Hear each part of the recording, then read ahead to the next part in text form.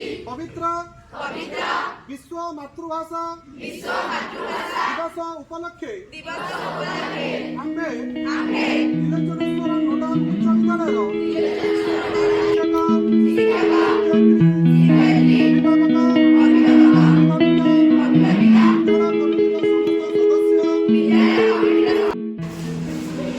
मातृभाषा मातृभूमिर ममता जायदे जनमे नाही ताकू जदि ज्ञानी गणरे गणिबा अज्ञानी रहिबे काहे।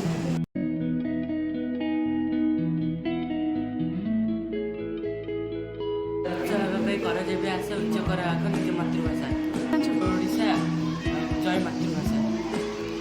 जेहेतु ये ओडिया माटी जन्म होइचे आमे एही माटी जन्म होई निज मातृभाषा ओडिया को कहबा को डरिबा काहेकि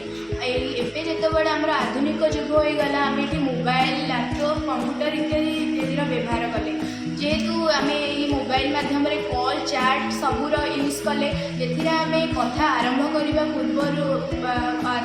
पूर्वर प्रथमे हालो किंबा हाय एमती किछि कहूचे से सब पूर्वर नथिला पूर्वर किछि वर्ष पूर्व को गले देखिबे जे आगुर कॉल किंबा देखा साक्षात हेले नमस्कार प्रणाम जणा जाउथिला जहले जय जगन्नाथ कहि निज संस्कृति को आगु को नबा पई जय जगन्नाथ हुआ जाउथिला किंतु एबे सब नाही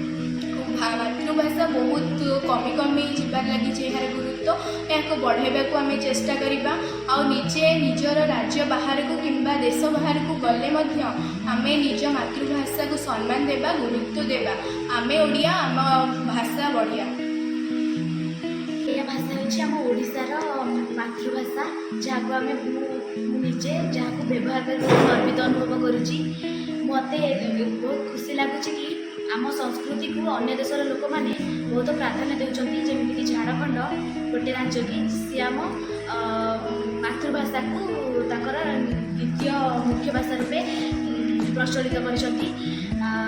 अभिमाने जो माने कि आम ओडिया भाषा को प्राधान्य देकी ताको आगे नेछंती से होती आमर कवि सम्राट उपेन्द्र भंज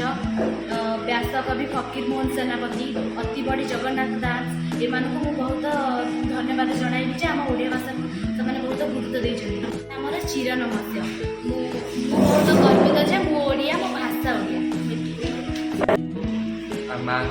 समाज ग्रहण कर मातृभाषा कही मातृभाषा माने माँ और भाषा माने जहाँ आम निज मन प्रकाश कर मातृभाषा कही आधुनिक जुग एकविंश शताब्दी अनेक भाषा को नष्ट करने अनेक जन आगु आसी विफल होते सुरक्षा करने अनेक कवि अनेक योद्धा साहय करते कवि जगन्नाथ दास स्वभाव गंगाधर मेहर इत्यादि ओडिया भाषा को सृष्टि करने साहय करते। आम ओडिया भाषा को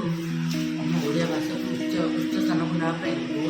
बहुत ज्ञानी मैंने निजर प्रासव प्रयास लगे से आम प्रायतः आम लेखक एवं कविकर बहुत महत्व कार्य अच्छी माननीय नवीन पट्टनायक जो विश्व भाषा सम्मेलन समस्त भाषा आम भाषा को बहुत उन्नति करने प्रथम यही भाषा सम्मेलन कहते आम भाषा ओडिया मातृभाषा आम माँ गर्भर जो गोटे पिला जन्म है से निज परिवेश और निज माँ जो भाषा शिखी थाए मातृभाषा विश्वर मोट 7,102 भाषा मध्य आम ओडिया भाषा हूँ 37तम यह मात्र आम ओडियार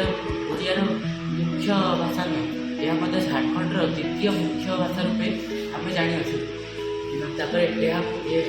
पटलिपि गणा जाइए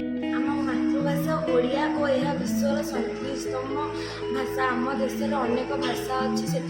आम भारतर सरकार 6टी भाषा को सांस्कृतिक भाषा बोली कहते आम ओडिया भाषा 6ठ स्थान अच्छी जितेबले आम देश को इंग्रेज मैंने आसी आम भारत मान संगे इंग्राजी कथबार्ता करते आम भारत मान किसी इंग्राजी शिखी धीरे धीरे से ମାତୃଭାଷାକୁ ଆପଣେଇ ନେଇଥିଲେ। ସେହି ସମୟର ଅବସ୍ଥା ଦେଖି ସ୍ୱର୍ଗଦ୍ୱାରା କବି ଗଙ୍ଗାଧର ମେହେର ଲେଖିଥିଲେ କି ମାତୃଭୂମି ମାତୃଭାଷାର ମମତା, ଯାହା ହୃଦେ ଜନ୍ମ ନାହିଁ ତାକୁ ଯଦି ଜ୍ଞାନୀ ଗଣ